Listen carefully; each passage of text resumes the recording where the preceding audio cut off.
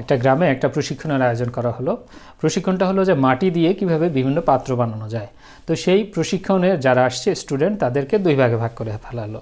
তো দুই ভাগে ভাগ করার পরে এক ভাগকে বলা হলো, এক ভাগ স্টুডেন্টকে বলা হলো যে তোমরা 30 দিন সময় পাবা, 30 দিন পরে তোমাদেরকে একটা মাটির পাত্র বানাতে হবে এবং সেই পাত্রটা কেমন হলো সেইটার উপরে তোমাদের একটা মূল্যায়ন করা হবে।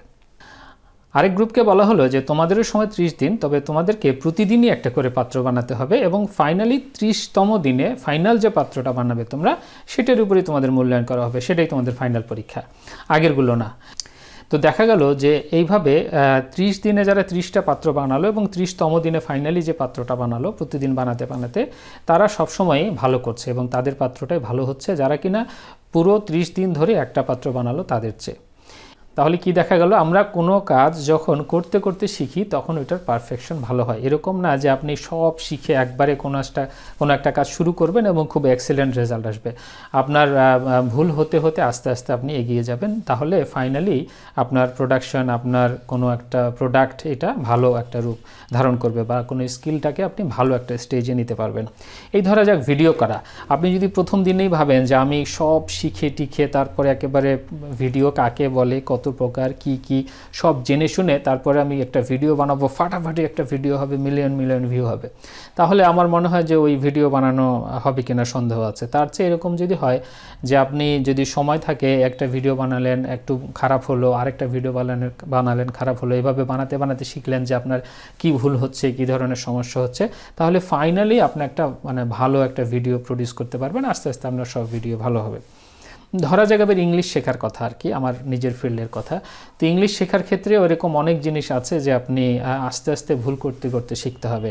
এখন যদি আপনি একবারে সব কিছু শিখে ফেলে তারপরে বলেন যে আমি ওই দিন বলা শুরু করব, ওই দিন লেখা শুরু করব চমৎকারভাবে শেখার পরে, তাহলে হবে না। আপনাকে কোনো একটা প্রসেসের মাধ্যমে যেতে হবে যেখানে ভুল হবে এবং আস্তে আস্তে আপনি সেই প্রসেসটাতে সামনের দিকে এগিয়ে যাবেন এবং ভালোভাবে শিখতে পারবেন।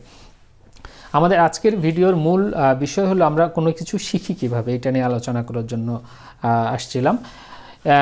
খালিদ ফারহান নামের একজন সুপরিচিত ইউটিউবার, আপনারা অনেকেই চেনেন। ওনার ভিডিও দেখে আমি আসলে এই ভিডিওটার অনেক কিছু উদ্বুদ্ধ হই করার জন্য এবং ওনার ভিডিওর অনেক তথ্য এখানে আমি নিয়ে আসছি আমার মতো করে এবং কিছু যোগ করা হলো আর কি। তো আমরা আসলে শিখি কিভাবে, এটা বিভিন্ন শেখা একটা মেন্টাল প্রসেস এবং আমাদেরকে শিখতেই হবে। আর এই যে পরিবর্তনশীল ডিজিটাল দুনিয়া, এখন যে ধরনের জিনিসপত্র র্যাপিডলি চেঞ্জ হচ্ছে, আমাদের নতুন নতুন কিছু না শিখলে পরে অনেক সমস্যায় পড়তে হচ্ছে, আমাদের শিখতেই হচ্ছে, শেখা ছাড়া কোনো উপায় নাই। তো দেখা যাক আমরা কিভাবে শিখি।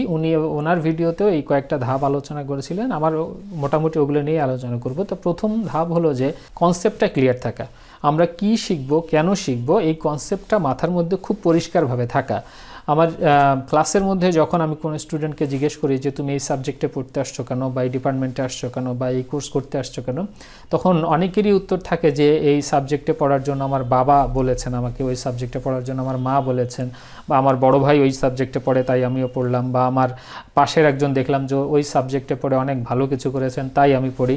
তার মানে কি, সে আসলে কেন পড়বে, কি পড়বে এটি ক্লিয়ার না, জাস্ট শুনে সে এই সাবজেক্টটা পড়তে উদ্বুদ্ধ হলো। যার কারণে হয় কি, আমাদের শেখাটা পরিপূর্ণ হয় না অনেক সময়, বা কি শিখবো এটা মোটিভেশনটাও ভালো থাকে না। আর পরবর্তীতে হাফওয়েতে গিয়ে মাঝামাঝি গিয়ে বা কোনো একটা সময়ে মনে হয় যে আমি কি শিখতেছি, কেন শিখতেছি কিছুই জানি না, অথবা আমার গোল যেহেতু ক্লিয়ার না, বা আমি বুঝতেছি না আমি কেন শিখতেছি, ভিতর থেকে জিনিসটা আসে না এবং এটা মাঝে মাঝে বার্ডেন মনে হয় আমাদের কাছে। তাই আমাদের কি শিখবো, কেন শিখবো, এই কনসেপ্টটা ভেরি ক্লিয়ারলি মাথার মধ্যে আমাদের থাকতে হবে যে আমি কি করতে যাচ্ছি। তারপর হলো কোনো কিছু শেখার জন্য যেটা আমি ঠিক করলাম ওইটাকে বিভিন্ন স্তরে ভাগে ভাগ করতে হবে, অর্থাৎ ব্রেকডাউন করতে হবে। ব্রেকডাউন করা মানে আমি যদি ইংলিশে রাইটিং স্কিল শিখতে চাই, রাইটিং স্কিল বাড়াতে চাই, এরকম কিছু শেখার ইচ্ছা থাকে আমাদের, তাহলে আমি তো একদিনে খুব সুন্দরভাবে লিখতে পারবো না। তার মানে রাইটিং স্কিল শেখার কয়েকটা ধাপ আছে, তাই না? তার মানে আমাকে প্রথমে বুঝতে হবে যে ইংলিশ সেন্টেন্সগুলোকে কিভাবে সাজিয়ে লেখে, একটা ইংলিশ সেন্টেন্সের মধ্যে কি কি উপাদান থাকে, ওই একটা বেসিক স্ট্রাকচারটা কীরকম হয়, ইংলিশ সেন্টেন্সের সাবজেক্ট কীরকম, ভার্ব কীরকম, অবজেক্ট কীরকম, টেন্সের ব্যাপারগুলো কীরকম দিয়ে ছোট ছোট সেন্টেন্স আমি কিভাবে লিখতে পারি। শুরুতেই যদি আমি কমপ্লেক্স সেন্টেন্স লিখতে চাই, ডেইলি স্টার পত্রিকার মতো সেন্টেন্স বানাতে চাই, তাহলে তো হবে না। তার মানে স্টেপ বাই স্টেপ আমাকে এগিয়ে যেতে হবে, যে ছোট থেকে আস্তে আস্তে ভেঙে ভেঙে জিনিসগুলোকে ভাগ করতে হবে। আমি যদি এখন ডিজিটাল মার্কেটিং শিখতে চাই, তাহলে ডিজিটাল মার্কেটিংয়ের অনেক ফ্যাক্টর, অনেকগুলো ব্যাপার হয়ে গেছে এখন ডিজিটাল ডেভেলপমেন্টের কারণে। কেউ শুধু মেটা মার্কেটিং নিয়েই পড়ে আছে, কেউ গুগল অ্যাডস, কেউ অথবা ইনস্টাগ্রাম, কেউ লিঙ্কডইন, এভাবে ভাগ হয়ে গেছে। কেউ ইমেল মার্কেটিং করে, কেউ নিউজ লেটার করে। তো এইভাবে ডিজিটাল মার্কেটিংয়ের বিভিন্ন ভাগে তো আপনি সবগুলো একসাথে শিখতে পারবেন না, আপনাকে ভাগ করে নিতে হবে। তাহলে আপনি যে কোনো একটা ভাগ দিয়ে শুরু করবেন শেখাটা, ওভারঅল একটা আইডিয়া নেবেন, একটা ভাগে ফোকাস করবেন, তারপরে যদি আপনি জানতে পারেন আরও কিছু সেখানে আপনার যোগ হলো। এরপর আপনাকে খালিদ ফারহান যেটা বলেছিলেন যে নেইবারহুড ইফেক্ট তৈরি করতে হবে, অর্থাৎ আপনি এই যে ডিজিটাল মার্কেটিং শিখবেন, ডিজিটাল মার্কেটিং রিলেটেড ইউটিউবে কয়েকটা ভিডিও দেখলেন হয়তোবা, সেই ভিডিও যে সার্চ দিলেন যে how to learn this, how to learn that, তাহলে এই রিলেটেড আপনার আরও ভিডিও ওখানে সাজেশনে আসবে এবং আপনার চারপাশে নেইবারহুড একটা ইফেক্ট তৈরি হবে। আপনার ভিডিও সাজেশন আসবে, আপনি কোনো ফেসবুক গ্রুপে, এই রিলেটেড গ্রুপে জয়েন করলেন, সেগুলোতে আপনার বিভিন্ন কিছু কন্টেন্ট পাবেন, সেখানে পরামর্শ পাবেন। এইভাবে আপনার চারপাশে সেই ধরনের জিনিসপত্র যাতে আপনার উপর প্রভাব ফেলতে পারে, সেরকম একটা স্পেস তৈরি করে রাখতে হবে আর কি।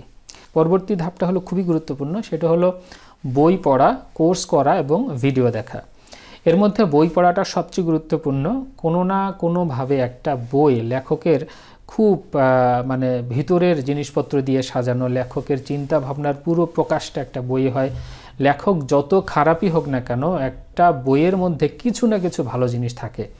তো সেই জন্য বই পড়াটা হাইলি রেকমেন্ডেড। আমাদের রাজীব আহমেদ ভাই, উনি বিক্রয় বন্ধু, বিক্রয় প্রশিক্ষক, যে উনি একটা কথা বলেন মাঝে মাঝে যে এরকম, যে পড়তে আপনাকে হবেই, হয় বই না হলে পিছিয়ে। তার মানে হয় বই পড়তে হবে, না হলে পিছিয়ে পড়তে হবে।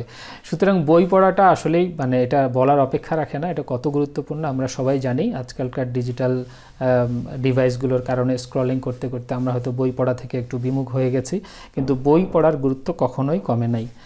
আর এরপরে আপনি কোর্স করতে পারেন এবং ভিডিও টিডিও দেখে আপনি আপনার যা শিখতে চাচ্ছেন সেগুলো আস্তে আস্তে ডেভেলপ করতে পারেন নিজেকে।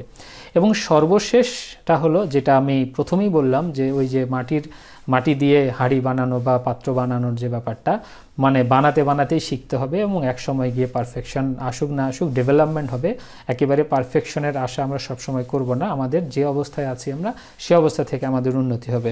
তো সেরকম কোনো কাজ যেটা আপনি করতে চান সেটার মধ্যে মানে অ্যাকশানে যেতে হবে, সেটা কাজটা করতে হবে। অর্থাৎ আপনি যদি ইংলিশ লেখা শিখতে চান, আপনি যতটুকু জানেন মনের ভাব প্রকাশের জন্য, আপনার যদি 2-4টা শব্দ থাকে, 2-একটা সেন্টেন্স বানানোর মতো অ্যাবিলিটি থাকে, ভুল সেন্টেন্সও সমস্যা নাই, তাহলে ততটুকুই লিখে ফেলতে হবে। তাহলে হবে কি, আপনি কোথায় আছেন এটা আপনি জানতে পারবেন এবং পরবর্তী স্টেপটা কি হবে, আপনার কোথায় ভুল হচ্ছে, কিভাবে আগালে এই ভুলটা শোধরানো যাবে। ধরা যাক আপনার খুব ওয়ার্ড খুঁজে পেতে কষ্ট হচ্ছে, ভোকাবুলারি সমস্যা, তাহলে পরবর্তীতে আপনার ভোকাবুলারি ডেভেলপমেন্ট কিভাবে করবেন এটা শিখতে মানে সুবিধা হবে।